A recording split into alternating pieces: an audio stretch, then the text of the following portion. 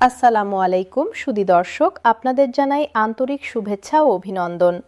আজকের এই বিশেষ প্রতিবেদনে আমরা নবম জাতীয় পে স্কেলের এমন একটি গুরুত্বপূর্ণ দিক নিয়ে বিস্তারিত আলোচনা করব যা সাধারণ মানুষের জীবনকে সরাসরি প্রভাবিত করে। সেটি হলো পে স্কেল বাস্তবায়ন এবং প্রশাসনিক সংস্কার ও দুর্নীতিমুক্ত প্রশাসন গঠনের মধ্যকার গভীর ও অবিচ্ছেদ্য সম্পর্ক। বাংলাদেশের সাধারণ মানুষ যখন সরকারি অফিসে যান তখন তাদের মনে একটি আশঙ্কা কাজ করে, কাজটা কি ঠিকঠাক হবে নাকি কোনো অতিরিক্ত খরচ গুনতে হবে। এই আশঙ্কার পেছনে যে কারণগুলো রয়েছে তার মধ্যে অন্যতম একটি কারণ হলো সরকারি কর্মচারীদের অপর্যাপ্ত বেতন। একজন কর্মচারী যখন তার বৈধ আয় দিয়ে সংসার চালাতে পারেন না তখন তিনি বিকল্প পথের দিকে ঝুঁকতে পারেন। এই বিকল্প পথটি হলো দুর্নীতি। তাই নবম পে স্কেল শুধু কর্মচারীদের জীবনমান উন্নয়নের বিষয় নয়, এটি দেশের প্রশাসনিক সংস্কার এবং দুর্নীতিমুক্ত সমাজ গঠনের একটি কেন্দ্রীয় হাতিয়ারও বটে। আজকের এই প্রতিবেদনে সেই গভীর সম্পর্কটি উন্মোচন করার চেষ্টা করা হবে। দুর্নীতি ও অপর্যাপ্ত বেতনের মধ্যে যে সম্পর্ক রয়েছে সেটি বোঝার জন্য আমাদের একটু মৌলিক প্রশ্নের দিকে যেতে হবে। একজন মানুষ কেন দুর্নীতি করেন? এর পেছনে অনেক কারণ থাকতে পারে। লোভ, সুযোগ, জবাবদিহিতার অভাব এবং আর্থিক অনটন। এই চারটি কারণের মধ্যে আর্থিক অনটন বা সংকটটি অনেক সময় সবচেয়ে শক্তিশালী নিয়ামক হিসেবে কাজ করে। বিশেষত নিম্ন ও মধ্যম শ্রেণীর কর্মচারীদের ক্ষেত্রে এটি বিশেষভাবে প্রযোজ্য। যে কর্মচারীর বেতন দিয়ে মাস চলে না, সন্তানের স্কুলের বেতন দেওয়া যায় না, অসুস্থ হলে ওষুধ কেনার সামর্থ্য থাকে না, সেই কর্মচারীর কাছে অনৈতিক পথের প্রলোভন অনেক বেশি শক্তিশালী হয়ে ওঠে। তিনি হয়তো ব্যক্তিগতভাবে সৎ থাকতে চান, কিন্তু পরিস্থিতি তাকে অন্যদিকে টানতে থাকে। এই বাস্তবতাটি স্বীকার করার মধ্যে দুর্নীতিকে সমর্থন করা নেই, বরং সমস্যার মূলে যাওয়ার চেষ্টা রয়েছে এবং সেই মূলে গিয়েই সমাধান খুঁজতে হবে। বাংলাদেশের প্রশাসনিক বাস্তবতার দিকে তাকালে দেখা যায় দুর্নীতির একটি বড় অংশ ঘটে সেই সব স্তরে যেখানে বেতন সবচেয়ে কম। থানা পর্যায়ের একজন সরকারি কর্মচারী, ভূমি অফিসের একজন কানুনগো, হাসপাতালের একজন সাধারণ কর্মচারী, এই মানুষগুলো প্রতিদিন সাধারণ মানুষের সঙ্গে সরাসরি কাজ করেন এবং তাদের সেবা প্রদান করেন, কিন্তু তারাই সবচেয়ে কম বেতন পান। এই অসামঞ্জস্যতা একটি বিপজ্জনক পরিবেশ তৈরি করে। সাধারণ মানুষ যখন সরকারি সেবা নিতে আসেন তখন অনেক সময় তাদের অতিরিক্ত অর্থ দিতে হয়, কারণ সেবাদানকারী কর্মচারীটি জানেন যে এই অর্থ ছাড়া তার পক্ষে মাস চালানো কঠিন। এই চক্রটি ভাঙতে হলে বেতনকে এমন একটি পর্যায়ে নিয়ে যেতে হবে যেখানে একজন কর্মচারী সততার সঙ্গে দায়িত্ব পালন করেও সম্মানজনক জীবনযাপন করতে পারবেন। নবম পে স্কেল সেই সুযোগটি তৈরি করতে পারে। গণপ্রজাতন্ত্রী বাংলাদেশের প্রধানমন্ত্রী তারেক রহমান এই সংযোগটি গভীরভাবে বোঝেন। তিনি বিভিন্ন সময়ে বলেছেন যে একটি সন্তুষ্ট ও আর্থিকভাবে নিরাপদ প্রশাসনই একটি দুর্নীতিমুক্ত ও কার্যকর প্রশাসনের ভিত্তি। তার এই দৃষ্টিভঙ্গি শুধু মানবিক নয়, এটি একটি বাস্তবসম্মত রাষ্ট্রনীতির প্রতিফলন। যখন কর্মচারীরা জানবেন যে তাদের বেতন দিয়ে সংসার চলবে, সন্তানের ভবিষ্যৎ নিরাপদ থাকবে এবং অসুখ বিসুখে চিকিৎসার ব্যবস্থা হবে, তখন তারা দুর্নীতির প্রলোভন থেকে অনেকটাই মুক্ত থাকতে পারবেন। এই মানসিক ও আর্থিক নিরাপত্তার অনুভূতিটাই একজন কর্মচারীকে সৎ থাকতে শক্তি দেয়। প্রধানমন্ত্রীর এই চিন্তাভঙ্গি নবম পে স্কেলের প্রতিটি সুপারিশেই প্রতিফলিত হচ্ছে বলে জানা গেছে। তবে এখানে একটি গুরুত্বপূর্ণ কথা বলে রাখা দরকার, শুধু বেতন বাড়ালেই দুর্নীতি বন্ধ হয় না। বেতন বৃদ্ধি দুর্নীতির বিরুদ্ধে লড়াইয়ের একটি প্রয়োজনীয় শর্ত, কিন্তু এটি একমাত্র শর্ত নয়। এর পাশাপাশি প্রয়োজন শক্তিশালী জবাবদিহিতার ব্যবস্থা, কার্যকর তদারকি ব্যবস্থা এবং দুর্নীতির বিরুদ্ধে কঠোর আইনি পদক্ষেপ। এই তিনটি উপাদানের সমন্বয়ে একটি কার্যকর দুর্নীতিবিরোধী কৌশল তৈরি হয়। নবম পে স্কেল বাস্তবায়নকে এই ব্যাপক কৌশলের একটি অংশ হিসেবে দেখতে হবে। বেতন বাড়বে, কিন্তু একই সঙ্গে জবাবদিহিতার ব্যবস্থাও শক্তিশালী হবে। কাজ সময় মতো না করলে, সেবা প্রার্থীর কাছ থেকে অবৈধ সুবিধা নিলে সেটি কঠোরভাবে মোকাবিলা করতে হবে। এই দ্বিমুখী কৌশলই একটি টেকসই ও কার্যকর প্রশাসন গড়ে তোলার পথ। প্রশাসনিক সংস্কারের প্রসঙ্গে বলতে হয় যে বাংলাদেশের প্রশাসনিক কাঠামো একটি ঐতিহাসিক প্রক্রিয়ায় বিকশিত হয়েছে। ব্রিটিশ আমলের প্রশাসনিক কাঠামো থেকে শুরু করে স্বাধীনতার পরবর্তী সময়ে বিভিন্ন সংস্কার হয়েছে, কিন্তু এই সংস্কারগুলো সবসময় যুগের চাহিদার সঙ্গে তাল মিলিয়ে চলতে পারেনি। একবিংশ শতাব্দীতে এসে বাংলাদেশের প্রশাসনকে একটি আমূল পরিবর্তনের মধ্য দিয়ে যেতে হবে। ডিজিটাল প্রযুক্তির সর্বোচ্চ ব্যবহার, সেবা প্রদানের স্বচ্ছতা ও জবাবদিহিতা, কর্মচারীদের দক্ষতা উন্নয়ন এবং নাগরিকদের সন্তুষ্টিকে সর্বোচ্চ অগ্রাধিকার দেওয়া, এই সব মিলিয়ে একটি আধুনিক ও জনবান্ধব প্রশাসন গড়ে তোলাই এখনকার সবচেয়ে বড় চ্যালেঞ্জ। নবম পে স্কেল এই পরিবর্তনের সূচনাবিন্দু হতে পারে। ডিজিটাইজেশন ও প্রশাসনিক স্বচ্ছতার মধ্যে একটি শক্তিশালী সম্পর্ক রয়েছে। যখন সরকারি সেবাগুলো ডিজিটাল প্ল্যাটফর্মে চলে আসে, তখন মধ্যস্বত্বভোগীর সুযোগ কমে যায় এবং সরাসরি দুর্নীতির পথ সংকুচিত হয়। বাংলাদেশ ইতোমধ্যে ই-সার্ভিস, ই-পেমেন্ট ও ডিজিটাল ভূমি ব্যবস্থাপনার মতো উদ্যোগে উল্লেখযোগ্য অগ্রগতি করেছে, কিন্তু এই ডিজিটাইজেশন প্রক্রিয়াকে আরও গভীরে নিয়ে যেতে হবে। প্রতিটি সরকারি সেবার জন্য একটি সুস্পষ্ট ও স্বচ্ছ অনলাইন ব্যবস্থা থাকলে নাগরিকরা জানতে পারবেন কোন সেবায় কতদিন লাগে, কি কাগজ লাগে এবং কোথায় অভিযোগ করতে হবে। এই স্বচ্ছতা দুর্নীতির সুযোগ কমায় এবং কর্মচারীদের উপর জনগণের আস্থা বাড়ায়।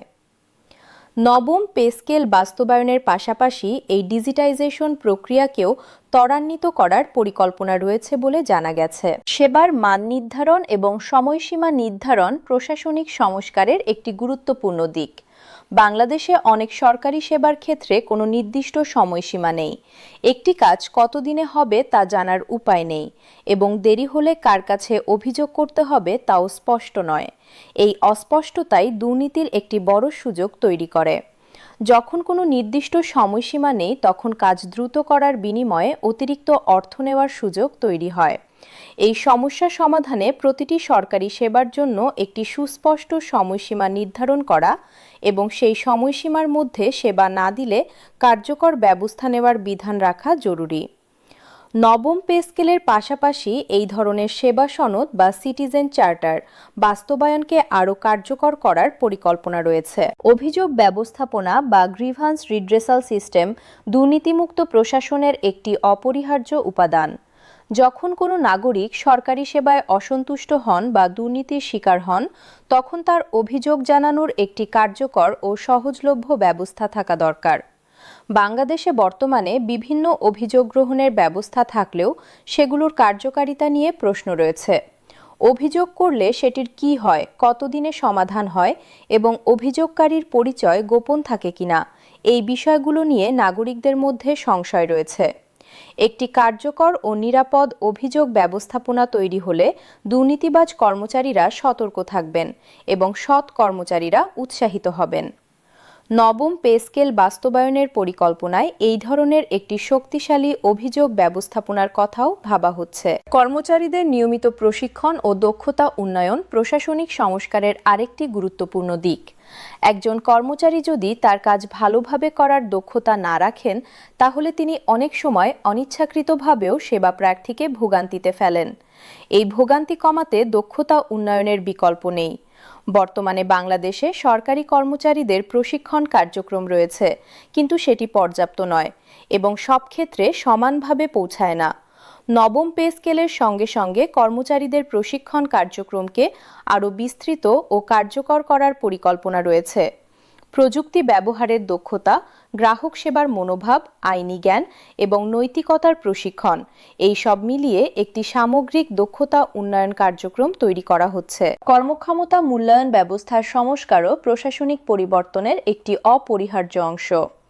বর্তমানে বাংলাদেশে সরকারি কর্মচারীদের কর্মক্ষমতা মূল্যায়নের যে ব্যবস্থা রয়েছে তা অনেকটাই আনুষ্ঠানিকতায় পরিণত হয়েছে।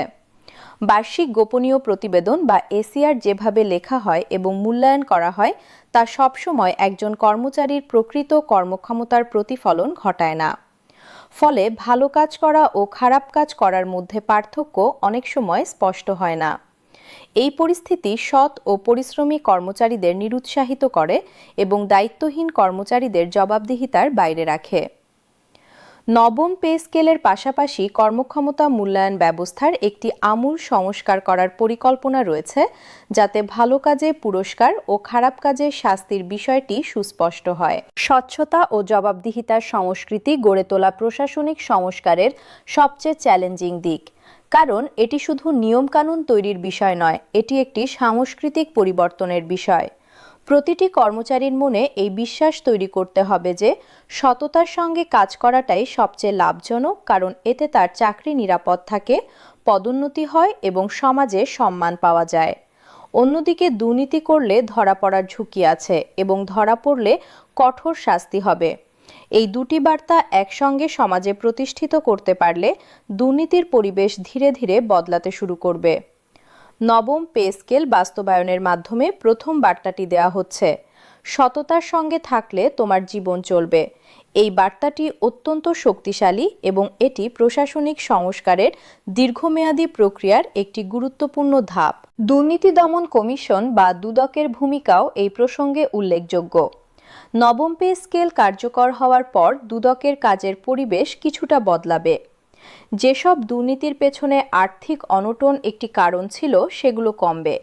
কিন্তু যে দুর্নীতি হয় শুধু লোভ ও ক্ষমতার অপব্যবহার থেকে, সেগুলোর বিরুদ্ধে দুদককে আরও কঠোর ও কার্যকরভাবে কাজ করতে হবে। নবম পে স্কেল বাস্তবায়নের পর যদি কোনো কর্মচারী দুর্নীতি করেন, তাহলে তার কাছে আর আর্থিক অনটনের অজুহাত থাকবে না।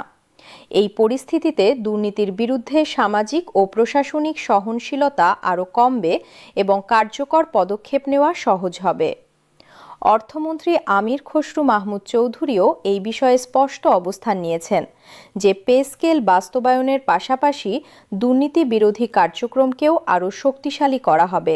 সরকারি ক্রয় ব্যবস্থাপনা দুর্নীতির একটি বড় ক্ষেত্র হিসেবে পরিচিত। সরকারি প্রকল্পে মালামাল কেনাকাটা ও নির্মাণ কাজে অতিরিক্ত মূল্য দেখানো এবং মানহীন কাজ করার অভিযোগ দীর্ঘদিনের। এই সমস্যা সমাধানে প্রকিউরমেন্ট ব্যবস্থার আরও বিস্তার এবং তদারকি ব্যবস্থার শক্তিশালীকরণ জরুরি। নবম পে স্কেল বাস্তবায়নের সঙ্গে সরকারি ক্রয় ব্যবস্থাপনার সংস্কারকেও সমান গুরুত্ব দেওয়া হচ্ছে। যখন একজন ক্রয় কর্মকর্তা ভালো বেতন পাবেন এবং তার কাজের উপর কঠোর নজরদারি থাকবে, তখন তিনি দুর্নীতির প্রলোভন থেকে অনেকটাই মুক্ত থাকবেন। এই দুটি উপাদানের সমন্বয়ে সরকারি ক্রয় ব্যবস্থাপনায় একটি গুণগত পরিবর্তন আনা সম্ভব। জনসেবায় নাগরিকের সন্তুষ্টি নিশ্চিত করা প্রশাসনিক সংস্কারের চূড়ান্ত লক্ষ্য। একটি দুর্নীতিমুক্ত ও দক্ষ প্রশাসনের সবচেয়ে বড় পরিমাপক হল সাধারণ মানুষ সরকারি সেবা নিতে গিয়ে কতটা সন্তুষ্ট।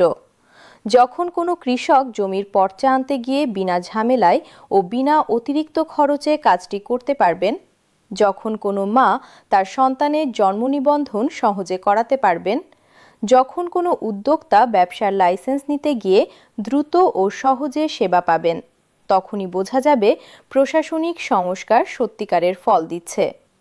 নবম পে স্কেল এই যাত্রার একটি গুরুত্বপূর্ণ সূচনা বিন্দু।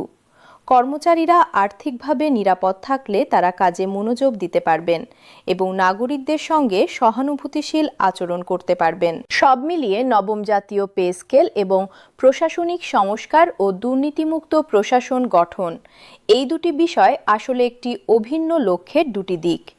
পে স্কেল ছাড়া প্রশাসনিক সংস্কার অসম্পূর্ণ, আবার প্রশাসনিক সংস্কার ছাড়া পে স্কেল কার্যকর হবে না।